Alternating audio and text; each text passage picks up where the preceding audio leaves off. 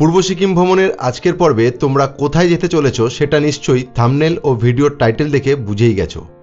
তবে শুধু এটাই নয়, সাথে থাকছে কিছু ছোটখাটো টিপস, পপকর্ন খেলে সবথেকে সুস্থ থাকবে। Please don't do that. কিছু মজা, আরে সব বলো না। এখানে কি হাতি আছে? অসাধারণ সব ল্যান্ডস্কেপ এবং প্রচুর গল্প। তাহলে দেরি না করে শুরু করা যাক পূর্ব সিকিম ভ্রমণের তৃতীয় পর্ব। নমস্কার, আমি দীপ। ওয়েলকাম টু মাই চ্যানেল দীপ দিয়ার ব্লগ।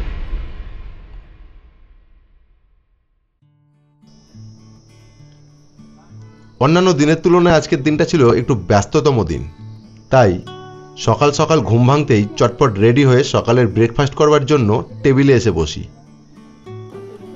গুড মর্নিং ফ্রম পদমচেন। এখন বাজে প্রায় 7:30, আর আমরা ব্রেকফাস্টের জন্য বসছি, কারণ এখান থেকে বেরিয়ে যাব নেক্সট ডেস্টিনেশনের জন্য। আর সকালে ব্রেকফাস্টে দিয়েছে আমাদের ম্যাগি।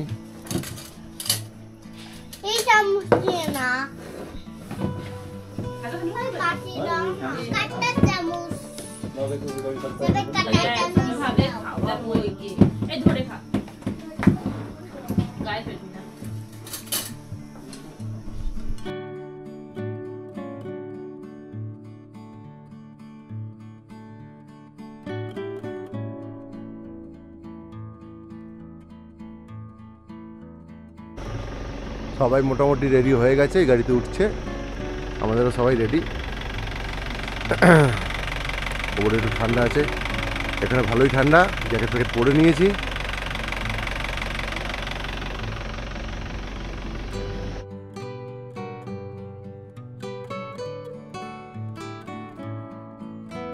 তাড়াতাড়ি ব্রেকফাস্ট সেরে গাড়ির সামনে এসে দাঁড়াই।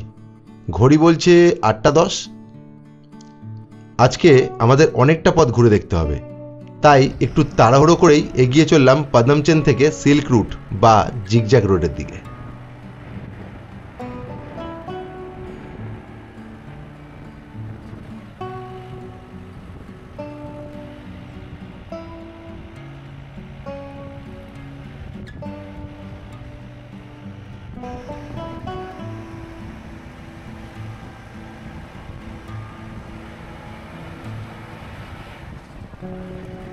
কিছুটা রাস্তা পাড়ি দেওয়ার পর গাড়ি থামলো চেকপোস্টে এসে।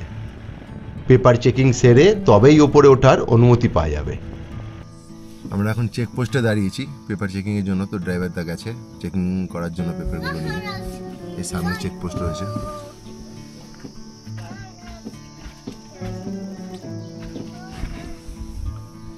এখানে পেপার চেক করার পরে আবার সামনের দিকে যেতে পারবো। এখান থেকে ভিউজটা এরকম আসবে।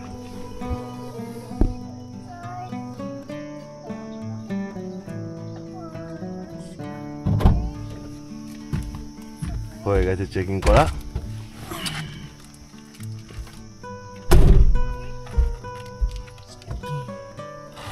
पास का चेकिंग है ना। पेपर सिर्फ दिखाने से हो जाता है, स्टैम्प मारना पड़ेगा। अच्छा स्टैम्प मारना पड़ेगा। बाइक लेके आने से यहाँ पर भी चेकिंग होता है? हाँ, उसको भी बाइक को ना। हाँ, एक बाइक को नाथुला गया तो 2000 लगेगा। 2000 लगेगा।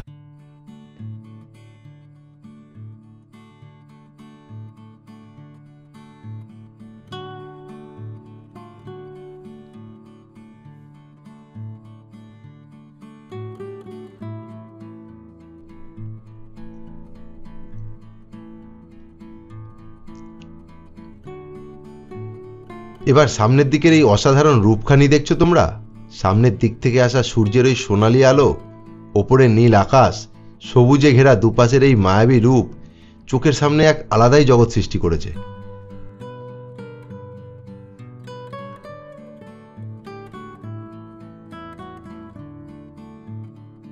তার এই মিষ্টি রূপখানি ভেদ করে গাড়ি এবার পাহাড় চূড়া ছুতে তরতর করে এগিয়ে চলল।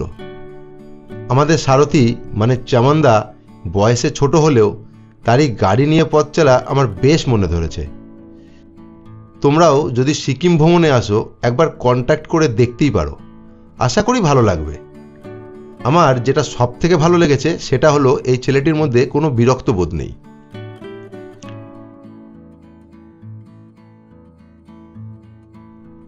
কথা বলতে বলতে প্রায় চলেই এলাম সিল্ক রুটের এই ভিউ পয়েন্টে।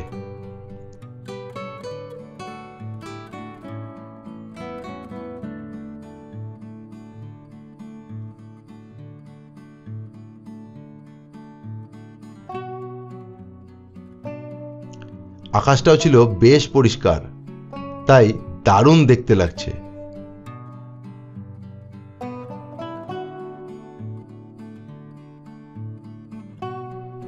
বেশ কিছুটা সময় কাটিয়ে থাম্বি ভিউ পয়েন্টে এসে দাঁড়াই।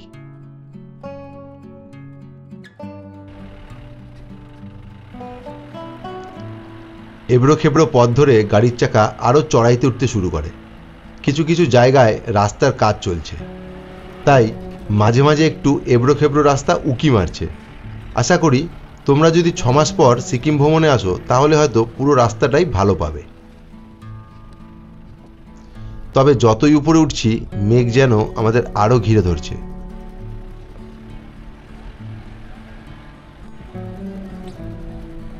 যাই বলো, দুপাশের এই রূপ দেখে সামান্যই ভগ্ন রাস্তার কথা একরকম ভুলেই যেতে হলো।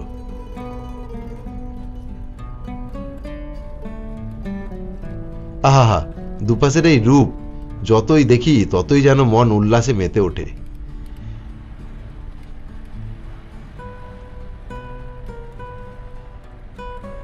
এবার একটু নামতে হলো গাড়ি থেকে। সামনে এসে গেছে লুংথাং ভিউ পয়েন্ট। হাই অল্টিটিউডে কোনো রকম সিকনেস হয় পপকর্ন খেলে তাহলে এইগুলো এই ঠিক যা হয়ে জায়গা পপকর্ন খেলে সবথেকে সুস্থ থাকবে, কারণ একটা এখানে কথা পপকর্নটাই বলতে দরকার। চাই। আর জল বিশেষ করে খেতেই হবে। এই যে দিদি, আপনি কি বলতে আমি একটা কথা বলতে চাই, এত সুন্দর জায়গা সেটা ধরে রাখার দায়িত্ব আমাদের। ইয়েস, সুতরাং এই যে কাপ ফাপগুলো ফেলে রাখান আপনারা, আমরা মানুষরা, প্লিজ ডোন্ট ডু দ্যাট। এটা হলো প্রি হানিমুন ফটোশুট। আরে সব বলো না। সামনে ওই দূরে কাঞ্চনজঙ্ঘা দেখা যাচ্ছে, কিন্তু মেঘ তাকে ঘিরে রেখেছে। তোমরা জানো যে একটু বেলা বাড়লেই কাঞ্চনজঙ্ঘাকে দেখা ভাগ্যের ব্যাপার হয়ে দাঁড়ায়। এই স্থানে নেমে যেটা আমার প্রথম নজর কাড়ে সেটা হলো আমরা পরিবেশের প্রতি কতটা দায়িত্বহীন। এই রকম একটা সুন্দর পরিবেশকে এভাবে কেন যে আমরা নোংরা করি কে জানে। প্লিজ সবার কাছে আমার অনুরোধ, এভাবে নোংরা করো না, ডাস্টবিন ইউজ করো, পরিবেশকে আরো সুন্দর দেখতে লাগবে। আর সেটা আমরাই পারি। আমার দুপাশটা লক্ষ্য করেছো তোমরা? পাহাড় তার রং পাল্টেছে। সবুজে ভরা পাহাড় এবার তার রুক্ষ রূপে আমাদের মোহিত করছে। পাহাড়ের এই রূপখানিও বেশ অসাধারণ লাগছে আমার। রুক্ষ হলেও কোথায় যেন এক প্রেম লুকিয়ে রেখেছে।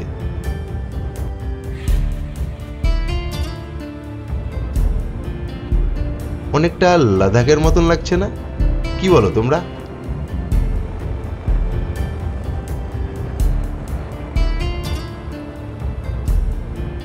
দূরে ওই যে ছোট্ট একটা ভিলেজ মতো দেখা যাচ্ছে, কি যে মায়াবী লাগছে দেখতে। মন বলছে এইরকম একটা থাকার জায়গা হলে মন্দ হতো না। এটা হলো নাথাং ভ্যালি ভিউ পয়েন্ট। কি অসাধারণ একটা প্লেস, না আসলে বুঝবে না। বেরিয়ে এসো ঘর থেকে। একবার ভ্রমণ করতে বেরিয়ে দেখো এই প্রকৃতি কতটা সুন্দর। বাড়ি ফেরার কথা ভুলেই যাবে। বিশ্রামের পালা শেষ। রওনা দিলাম প্রায় 14,000 ফুট উঁচুতে অবস্থিত বাবা হরভজন সিং এর মন্দির দেখতে। 1946 সালের 30শে আগস্ট সাদরানা গ্রামের এক শিখ পরিবারে জন্মগ্রহণ করেছিলেন বাবা হরভজন সিং। 1966 সালের 9 ফেব্রুয়ারি ইন্ডিয়ান আর্মির পাঞ্জাব রেজিমেন্টে যোগ দেন তিনি। কিন্তু মাত্র 22 বছর বয়সে পূর্ব সিকিমের নাথুলার কাছে তিনি শহীদ হন। শোনা যায় যে বাবা হরভজন সিং মৃত্যুর পরেও আমাদের ভারতবর্ষকে রক্ষা করে চলেছে। প্রণাম জানাই ইন্ডিয়ান আর্মির এইরকম এক বীর জওয়ানকে। এই রাস্তা ধরে মন্দিরের দিকে এগিয়ে চলার পথে এই লেকখানি আমার নজরে পড়ে। এই লেকটির নাম হার্ট লেক। হৃদয়ের মতো দেখতে তো, তাই এই নাম। আমরা প্রায় এসেই গেছি বাবা মন্দিরের সামনে। ওই যে সামনে দেখা যাচ্ছে, ওখানেই নামতে হবে।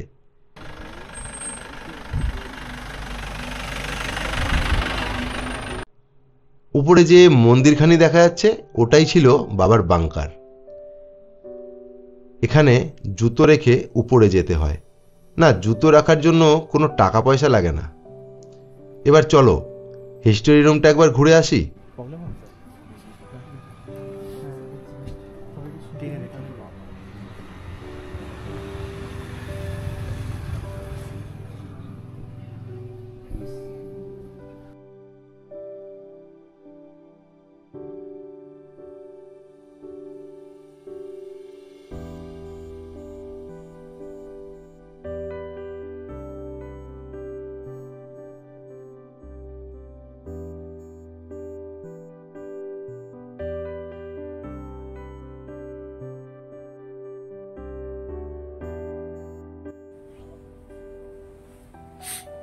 প্রবলেম হচ্ছে কারোর? উপরে হয়ে যাচ্ছে আপাতত। উপরে উপরে হচ্ছে আপাতত। কপুরে কি হচ্ছে? হ্যাঁ, আরে প্রবলেম নেই, প্রবলেম মনে করলে প্রবলেম।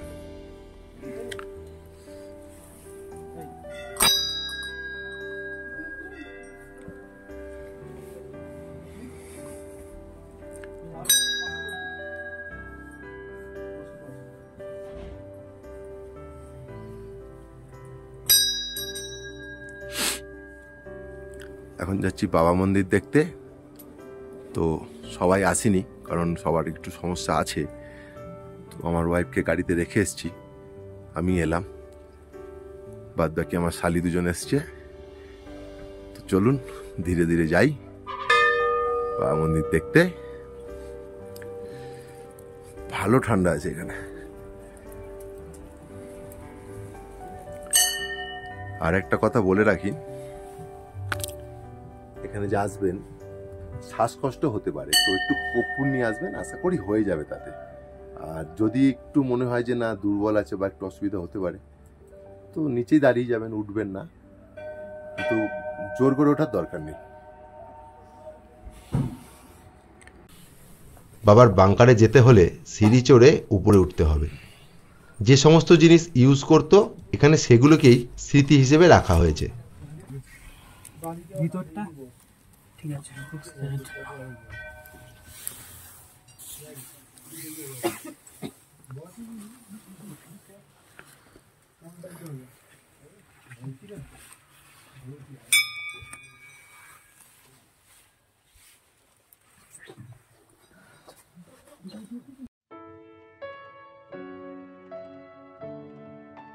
সানগ্লাস থেকে শুরু করে পেন পেন্সিল, ড্রেস থেকে শুরু করে পাগড়ি, হাতের বালা, বিছানা, মানে সমস্ত কিছুই এখানে রাখা আছে।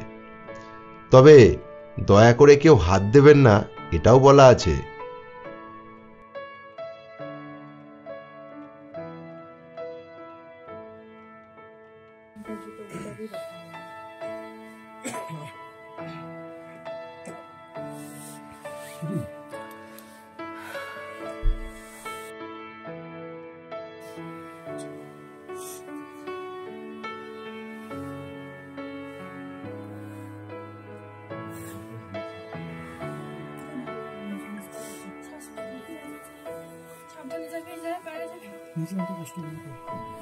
বাইরের পরিবেশের তুলনায় ভেতরটা বেশ গরম, আর একটা আলাদা ফিল আছে যা তোমাদের মনকে আরো শান্ত করে তুলবে।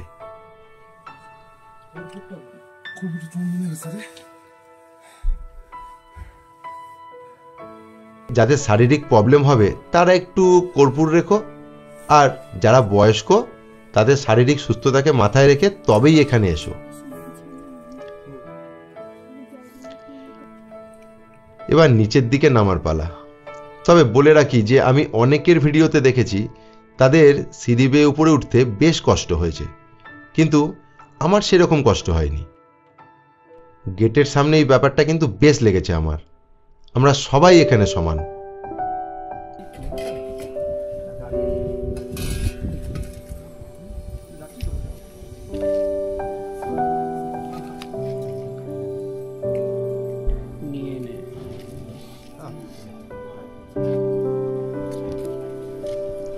লাইনে এসে দাঁড়াই প্রসাদ গ্রহণের জন্য। এক মুঠো কিশমিশ নিয়ে মূল মন্দির দর্শন করে পৌঁছে যাই আর্মি ক্যান্টিনে এক কাপ কফি খাওয়ার জন্য।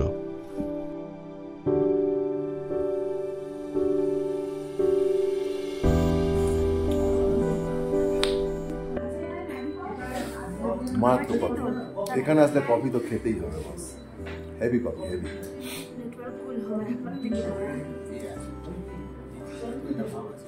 হেভি হেভি হেভি মারাত্মক কফি। কেমন লাগলো পুনঃ কফি? হেভি না খেতে? কফি কেমন লেগেছে? দে মুখে দে, খেয়ে দেখ।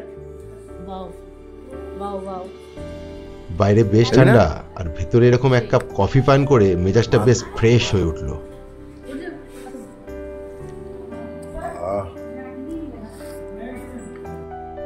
এগিয়ে চললাম এলিফ্যান্ট লেক দেখতে। এখানে এসে দেখি বেশ ফাঁকা, তুলনামূলক কম টুরিস্ট ছিল এখানে।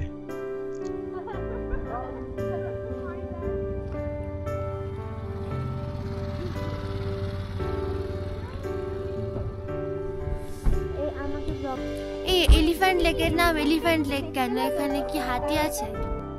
বোঝো অবস্থা। আসলে এটিকে দেখতে এলিফ্যান্টের মতো, তাই এর নাম এলিফ্যান্ট লেক বা কুপুপ লেক। এলিফ্যান্ট লেক ছিল আজকে শেষ ভিউ পয়েন্ট, তাই গাড়িতে চড়ে বসি, কারণ এবার নিচের দিকে নামতে হবে, অনেকটা পথ যেতে হবে, বেলাও গড়িয়েছে অনেকটা। আচ্ছা, তোমরা কি জানো গাড়ি নিয়ে পাহাড়ে ওঠা কঠিন নাকি নামা কঠিন? কমেন্টে জানিও। আজকের ব্লগটা কেমন লেগেছে সেটাও একটু জানিও। আর যদি সম্ভব হয়, মানে আমাকে বা আমার ব্লগটাকে যদি পছন্দ হয়, তবে টুক করে একটু সাবস্ক্রাইবটা করে দিও। না না, জোর করছি না, যদি ভালো লাগে তবেই করো, জোরাজুরির কোনো ব্যাপার নেই। দুপাশের এই মায়াবী রূপখানি দেখছো তোমরা? সবুজ গাছের ফাঁক থেকে আসা সূর্যের আলো যেন এক রূপকথা গল্পের পরিবেশ তৈরি করেছে। কখনো আলো, কখনো ছায়া পড়া এই কালো রাস্তাখানি আমাদের নিয়ে যায় কত কিছু দেখার জন্য, তাই না বলো? পাহাড়ের কোলে ঢলে পড়া সূর্য, উপরে নীল আকাশ, তার মাঝে সাদা তুলোর মতো মেঘ, কি যে অপরূপ লাগে আমার।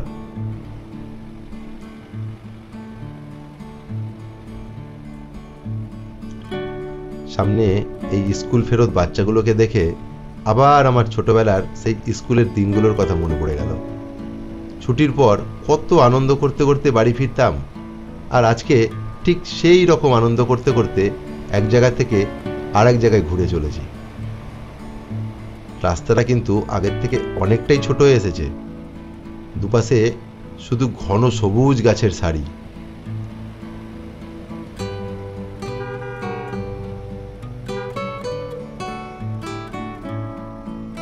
এই তো চলে এসেছি আজকের আস্তানায়। দূরে ওই যে বড় বাড়িটা, আজকে রাত কাটাবার জন্য এটাকেই বেছে নিয়েছি। একবার রুমটা দেখে নি, ডাবল বেডের রুম, সাথে আছে একখানি ছোট্ট আলমারি। টয়লেটে কোমোটের ব্যবস্থাও আছে, সাথে গিজারের ব্যবস্থাও আছে, আর আছে একটা ছোট্ট ব্যালকনি। এখান থেকে এই রকম ভিউ ছিল। ও হ্যাঁ, আমরা আজকে এসে উঠেছি আড়িতারে কর্মা হোমস্টেতে। দুপুরে ডাল, ভাত, সবজি, পাঁপড় ও ডিম, এতেই পেটকে তুষ্ট করে শরীরটাকে এলিয়ে দিয়েছিলাম বিছানায়। আজকে একটু ক্লান্ত ছিলাম, তাই আজকে সন্ধ্যাটা একটু রেস্ট নিয়েই কাটিয়ে দিই।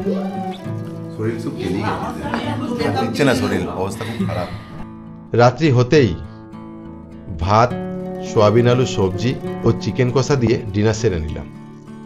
আজকের মতো শুভরাত্রি, দেখা হবে পরের ব্লগে।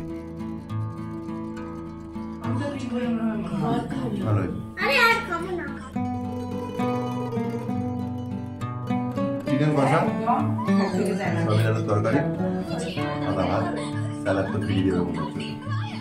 স্যালাড দেবে, একটু দেরি হবে। স্যালাড দেরি হবে। এই যে আমরা এখন খাচ্ছি, আমাদের অর্পদত্ত বসে আছে খেতে।